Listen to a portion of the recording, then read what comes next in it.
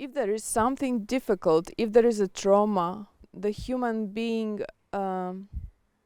freeze and is not able to make a sound, to tell something.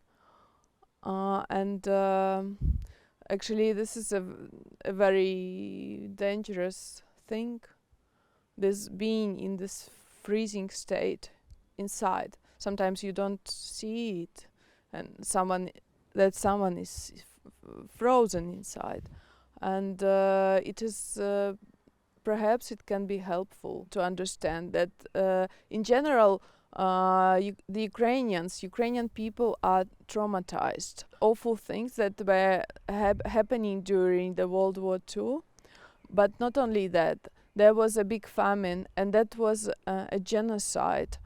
Also, for the centuries, Ukrainians were not able to speak their language, having their language in schools, in universities, with some exceptions. So it was always an oppression, and it affects the generations. This trauma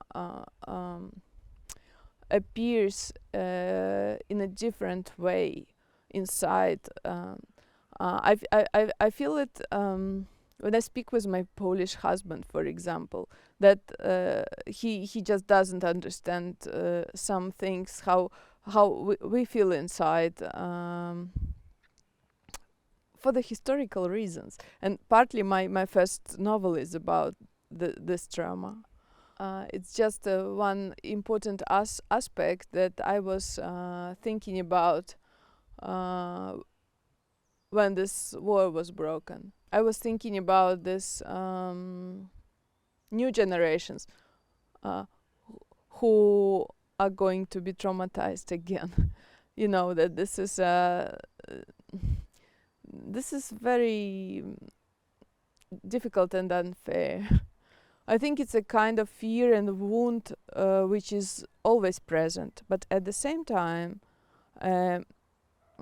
many Ukrainians, it's not the case in Poland, are having relatives there they speak Russian language, they have friends there, and many, especially after 2014, the families were divided.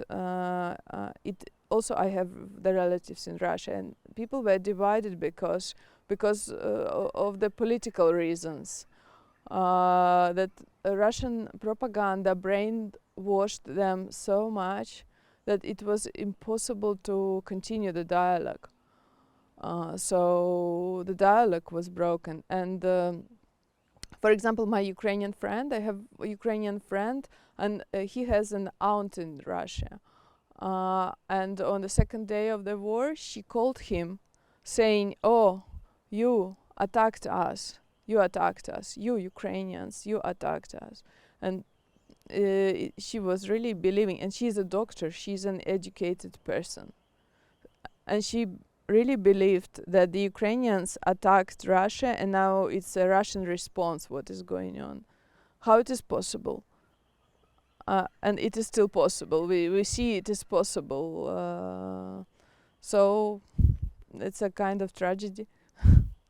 So I was really very often there, and now again the pandemic war, and I'm cut off my roots, and that it's not easy. These recent months were really hard for me for the various reasons, and my son, it's him, yes. Because of my son, I learned the song "Always Look on the Bright Side of Life" from the Monty Python, and for the last months, this is my favorite song.